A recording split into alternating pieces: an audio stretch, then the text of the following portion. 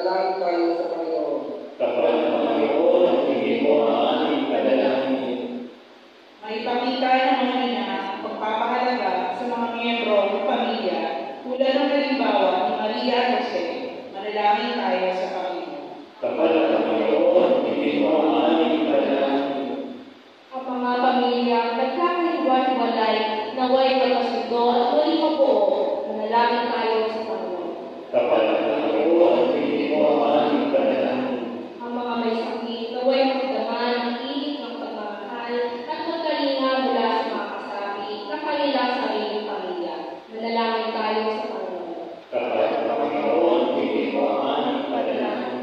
Ang mga pumanaw na bahagi ng ating mga kapamilya naway pagkalooban ng walang hanggang kapiwasayan at luwan. Manalangin tayo sa Panginoon. Kapag ang Panginoon, hindi mo ang aming panalangin. Manalangin ka ba, itaguloy sa mga ibigay tayo sa pagpapatuloy ng aming buhay sa loob ng isang pangkata, lumalawa kami sa pagtulad namin sa iyong anak na si Jesucristo ang aming Panginoon at magpasawalang hanggan. Amen.